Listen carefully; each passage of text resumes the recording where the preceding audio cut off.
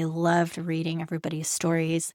And so I asked people's permission to share their stories on the podcast as a way to invite all of the Patchwork Revival listeners into a broader quilting community. Hey y'all, I'm Emily, an almost lifelong quilter with a lot of stories to tell. I have loved quilts and talking about them for as long as I can remember, and I'm here to celebrate the tradition of quilting with you. From family heirlooms to thrift store finds, every quilt holds a piece of history and a little piece of a quilter's heart. Join me every other week to get back to your quilting roots. We'll celebrate quilts and the real people who made them, learn a little bit about the history of quilting, and have lots of fun exploring ways to reclaim tradition in a modern world. I'm so glad you're joining me this week here at Patchwork Revival. Welcome to Patchwork Revival. I am your podcast host, Emily. Welcome to 2026. We are here in my studio. It's very messy. I still have yet to clean up from my December making marathon. I actually didn't make many quilts for Christmas gifts for this year or quilted projects. I made a couple of little stuffed dolls, actually, and I enjoyed that. Then I got totally distracted by trying to replicate a historical quilt that I saw in a book. Not really copy it, but just sort of make my own spin on it, and I think it's so fun. I'm going to share about that later because I've had a lot of fun with it, and I think you guys will like it too. 2026, I hope, will help me find some more sewing time, and by that I mean more than like 20 minutes at a time. 2025 was a little bit hard from that perspective for me. I had a new baby. I was working. Obviously, we moved. And when I really start putting that all together, it was a lot. And part of all of that busyness and all of that change in my life meant some change to my quilting practice, to my ability to sort of engage in the quilting community. And I had to kind of evolve. So this episode, I'm going to share a little bit about that, but I'm also going to share stories from my 2025 quilting community. At the beginning of the podcast, back in 2024, I talked a lot about being able to engage in my local quilt community. There's a quilt club that meets in my town about once a month. I really, really enjoyed going to that. I kind of forced myself to just put myself out there, prioritize that, taking time to do that. And I loved it. It was fabulous, fantastic. I actually miss being able to go. And I'm really hoping in 2026 I'll be able to jump back into that because it was very meaningful for me, stretched me creatively, just gave me an appreciation for even the sheer amount of quilters of all different kinds, all different experience levels, all different ages, all different styles that are just all around me right here in my small little Texas town. 2025 came around, and I actually, for the first half of the year, it seemed like every single evening when the quilt club was meeting, I was working late or on call. I just had schedule conflicts every single time for like 4 or 5 meetings. It was ridiculous. Then I was pregnant. My first trimester was pretty rough. Just really sick, tired, exhausted. I was also having to work a fair amount.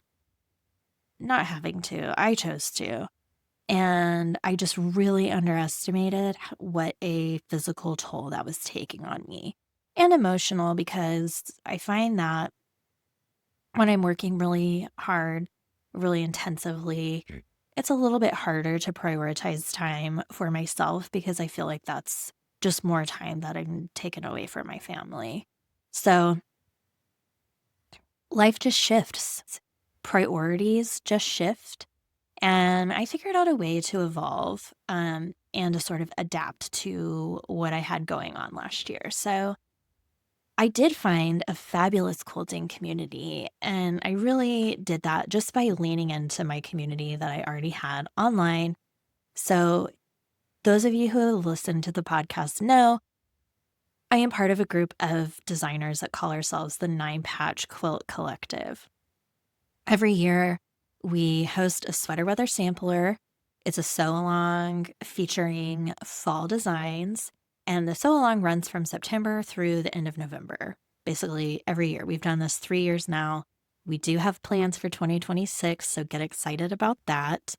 But although our sew-along is active during just those 3 months, we are friends who interact with each other, check in on each other, share each other's design ideas, our projects. We test each other's patterns sometimes, just overall cheer each other on. We are from all over the country. We have folks in Wisconsin, Texas, Utah, Minnesota, Colorado. Can't forget Colorado. And so we've all kept up with each other, checked in on each other, and we have our sort of circle that we quilt with. I would call it our sort of just general quilting circle, friendship circle, all the things. It's a very multifaceted circle. And so I really leaned into that, and that was, thank goodness, because once you've started sewing and quilting and getting to know other people, it gets a little bit harder to do it just by yourself. So I also really, really enjoyed the community aspect of the Sweater Weather Sew Along this year. We host a group. Historically, it's been on Facebook, and we just shared a couple prompts just to try to get people talking, get people sharing their story, get people knowing each other. And I found it really fascinating, really interesting. I loved reading everybody's stories. And so I asked people's permission to share their stories on the podcast as a way to invite all of the Patchwork Revival listeners into a broader quilting community. Community is very important. I share about this on basically every episode of the podcast. My whole intent behind creating this podcast was to create a sense of community, a warm welcome for any quilter of any age, any generation, any skill level. Really, even if you're not a quilter and you're just interested, you're welcome here. And I want to communicate that. So this episode, this first episode, I'm going to just slow down and I'm going to just share stories that you all have shared with me. I think this is going to have to be a 2-part episode. People were incredible about sharing their stories. So I have a lot.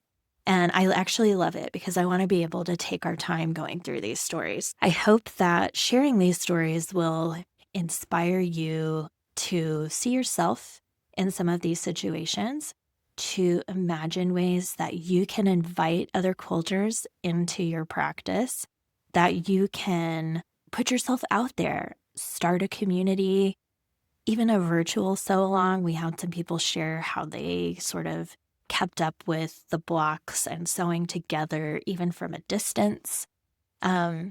Technology is a little bit scary sometimes, but it's also really incredible sometimes. So I loved hearing these stories. I hope you'll love them too. And without further ado, let's jump into episode 1 of 2026 of the Patchwork Revival Podcast. I hope you're cozy. I'm cozy. I actually have a cup of hot coffee. Coffee is my comfort drink of choice. Take a moment, slow down, be ready to just absorb, and let's get to know some of our friends. Okay. Carla shares, I actually learned to sew on my grandma's lap with her beautiful Sears and Roebuck machine in the late 1950s. From there, I had home economics in junior high. I sewed all of my mother's nursing uniforms until I got married and left home. I got into knitting and crocheting and made my son's infant clothes, and I've continued to sew all my life, and I'm a self-taught quilter.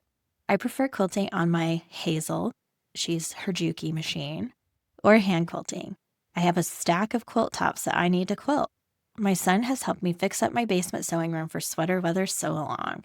Now I can even quilt my make this year. That sounds so awesome, Carla. Thanks for sharing your story. And whenever you finish your sweater weather quilt top into a finished quilt, I totally want to see it. I want to see it at any stage. Thank you for sharing. Sherry says, I don't call myself a teacher, but I have done some teaching of quilting. My mom has always been a good quilter, and years ago she said to me, if I were your age, I would buy a long arm. I did, and I've been a long arm quilter since 2013. And Sherry shares that her long arming business is called Sea Glass Quilting. I'm going to check that out, Sherry. Thanks for shouting out your business, and thanks for sharing your story with us. Laurel says, my quilting buddy, and she shares a picture of her adorable little studio dog. He's posing with a quilt. It looks so cute because it looks like he's quality control. Okay, so Laurel says, I always have to wash and dry my gifted quilts because not everyone wants dog hair on them. I come from a long line of seamstresses and quilters. My great aunt gave me my featherweight almost 60 years ago, and I used that machine for years. I now have a lovely Bernina, which is smarter than I am. My mom and great aunt taught me to sew my own clothes at an early age. My paternal Texas grandmother was a quilter. After my fourth child was born, I joined a quilting guild in Massachusetts to learn how to quilt. I took a few classes and learned from my quilting bee friends. That's so cool. I love to do handwork. I hand quilt and machine quilt my smaller items, but send out my larger quilts to be long-armed. My quilting girlfriends in Massachusetts and New Hampshire have been some of my dearest friends, and I'm thankful for my quilting communities. I'm super thankful for my quilting communities too, Laurel. I love that you shared the way that you branched out and found some community right in your backyard. So thanks for sharing your story. Cindy says, I am a self-taught quilter. I started in about 2005. I had worked with some ladies in a quilt shop a block away. I don't have any known quilters in the family. I quilt my own quilts on my Juki 2010Q. Just basic meandering and wavy lines. Well, we always are so quick to dismiss our skills that way and say it's just a meander or just wavy lines. But you know what? It's also just finishing a quilt that you can use and turn into an heirloom. So awesome work, Cindy. My quilt buddy is Pumpkin. As soon as she hears the machine going, she assumes the position. Then she inspects the quilts after they are finished, and we have another photo of an adorable sewing room fur baby. Okay. I'm going to share Leslie's story. Leslie says, I come from a long line of quilters. It skipped my mom. She never picked up any hobbies my grandmother did. No knitting, quilting, baking, etc. So my only sewing lessons were in home ec class of 8th grade. We had to make a log cabin quilt, baby-sized. I made it blue and saved it, and my firstborn son had it on his crib, and I still have it. That is the sweetest thing. I love that. I would love to see a picture of that quilt. My first machine was replaced about 9 years ago. I was newly married, and I had decided to start quilting again, but not much money for a sewing machine. I got one for $99 from JCPenney's, and that lasted over 30 years. I love that because it's such a great picture of just starting where you are. And look where it took you. So Leslie goes on, I took a break from quilting, but picked it back up heavily about 12 years ago. Now I own a brother, just a basic. I do have a quilting foot, but when I tried it, it was a mess, so long armor it is. Absolutely, do what works for you. I don't have a real story for my quilts, but I have quilts from my grandma's. One is a double wedding ring, all done by hand with scraps over the course of years. It was a quilt in which she embroidered blocks with pictures my siblings and I drew as kindergartners surrounded by an Irish chain. An Irish chain that's scrappy, blocked with fabric from my entire childhood, from dresses she made me, cottage curtains, things she made my mom, other quilts given to us. Oh, and she had made one when she was 13. It's a drunkard's path. I have the remains of a crazy quilt my great-grandmother made as a young girl, dated in the 1800s. Those are so cool, and I love that they highlight the connection we have with quilters from our past and our future. Like Leslie's story is so incredible because she talks about how as an 8th grader, she made a quilt that she just kept, and now her firstborn son had that quilt as his baby quilt. You just never know. Let's see. Leslie had a little bit more to share later. So she says, what keeps me coming back to quilting? It's the enjoyment of creating something, taking ordinary colors of fabrics and turning them into art. The community has been the most inspiring and helpful. You meet online, and the day you cross paths in person, it's like family. I've been organizing a donation quilt every year for Rett syndrome, and I get daisy blocks from all over. Everyone is so willing to help. I love that, Leslie. One day I'm going to have to find out some more about raffle quilts or quilts for a cause, like you mentioned your quilts for Rett syndrome that you make. I love that, and I love the idea of a community quilt, a community coming together to make a quilt for a special cause, a special purpose, a special person. So, Leslie, that was an awesome story. It was very thorough. Thank you for sharing all those different parts of your quilting journey. Okay, Camille shares with us, and she kind of breaks this down by some of the questions that we asked on the Facebook group. So she says, our first question was, did anybody teach you how to quilt? Camille says, no, I grew up around quilters, my great-grandmothers and my Nana, but I'm 100% self-taught off YouTube videos and such. YouTube is an incredible resource. I started in 2012 by making a massive, ugly, king-sized monstrosity for my then boyfriend to take to Montana with him. I then made a handful of quilts for family before I got distracted by life. I mostly paused for about 10 years, then dabbled a bit for 2 more. I think I finished maybe 3 projects during those years. I really picked it back up last fall and have been unstoppable since. I've finished 14 quilts since last September with 5 more on the go to finish before I visit family in November. We also asked, what sewing machine do you use? Camille said, I use a Singer Patchwork for piecing and a Little Rebel for quilting on a 10-foot frame. Trying to master free motion before I add rulers. I think it's awesome. That is so cool. Do you quilt on your domestic machine or hire a long arm quilter? Camille says, I've never hired a long armer. Now I am my long armer. I'm just not very good at it yet. Before getting my Little Rebel last year, I would just ditch stitch all my quilts, though I did free motion once on a domestic machine for my mom many years ago. That was a nightmare. I'm excited to start this sampler, but I think I'm going to have to fall behind for a more dramatic victory because I have to finish the family quilts first. I'm hoping to give this completed sampler to my grandma-in-law next September, so I have plenty of time. You totally have plenty of time. Quilting deadlines sometimes seem so arbitrary, and I really hope that you are just enjoying the process of finishing all those quilts, Camille. It sounds like you are learning a lot and trying a lot of new things, and I love that. Okay, Joni shares her story. My sister and I were bored and were looking for something fun to do to meet new people. My sister saw an article in the newspaper about a quilt store opening soon in our town. We took our first class and got hooked. We made friends and we made quilts. I've been quilting for 26 years. When my kids were younger in the summer, I taught them to quilt too. Now my daughter has taught some of her college friends to quilt. I love quilting because it opens up the creative part in me.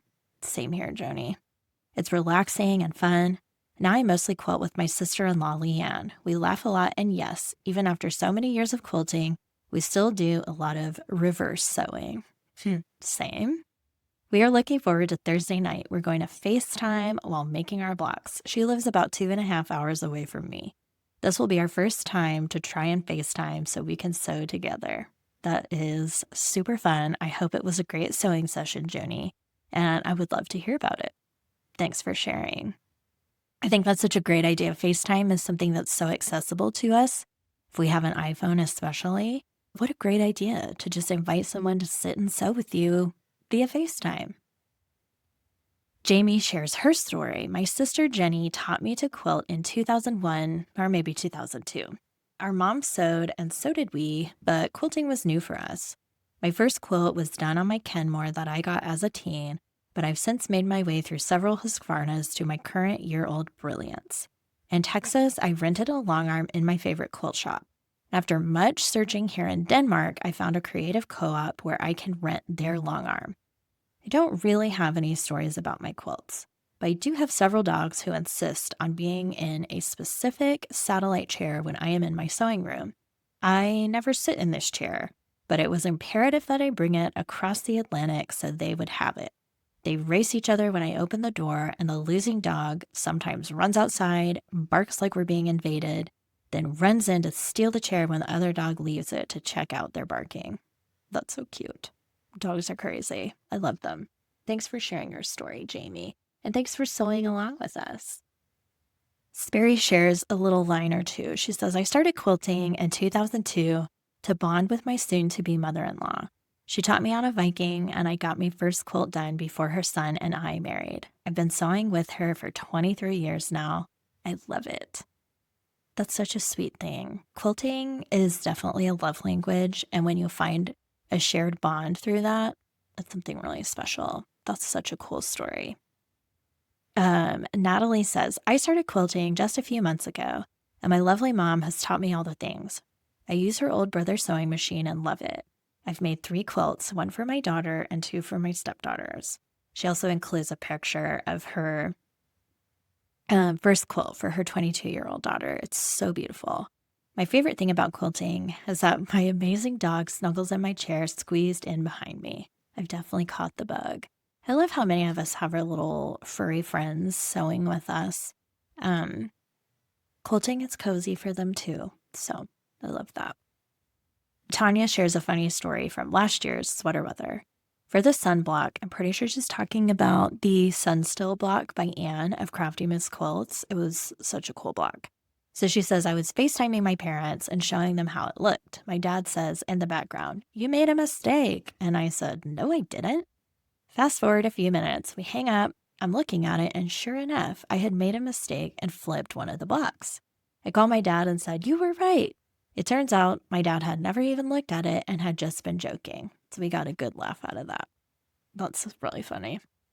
I also think it's really interesting how our brains sometimes just don't see mistakes until we have stepped back a little bit and like hung it up on the wall and looked at it, or taken a picture of it, and then you're looking at the photo and your brain processes things differently, and you can notice, oh, dang, I switched that up, or I flipped that unit, or I made an entire block wrong.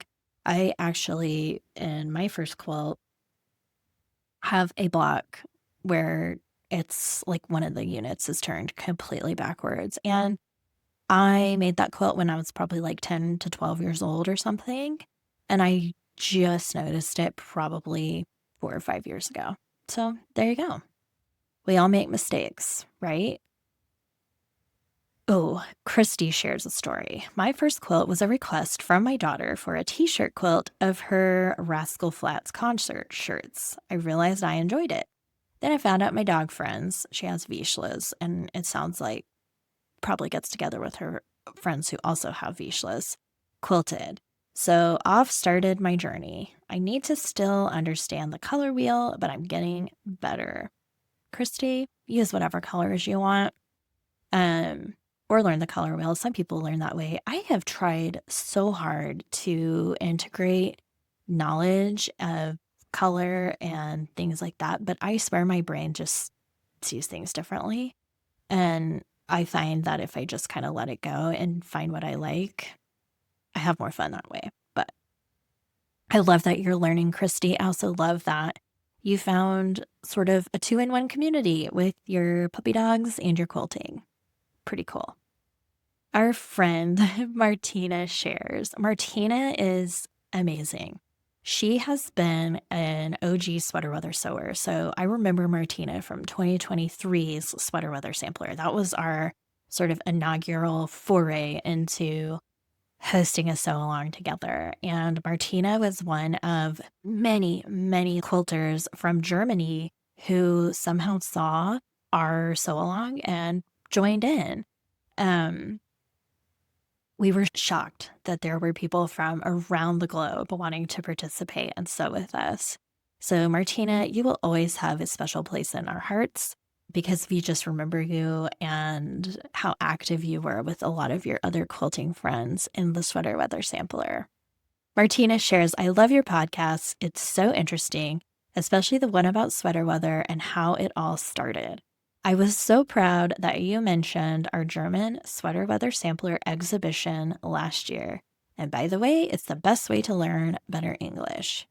Two things. First off, now I feel a small amount of pressure to make sure I'm using proper English, and also recognizing that is not going to happen because I am who I am, and I am from the South, specifically Texas, and we just have our own way of speaking down here.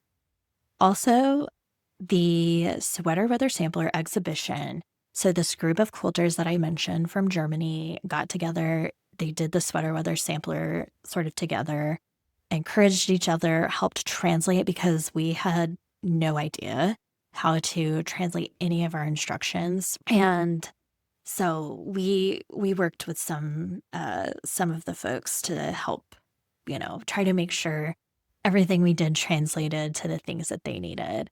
And Martina and a group of quilters finished their 2023 sweater weather samplers and then had a community exhibition. So they hung their finished quilts up in this incredible building where each quilt was showcased. People could come in, look at it. It was so cool and so incredible to see.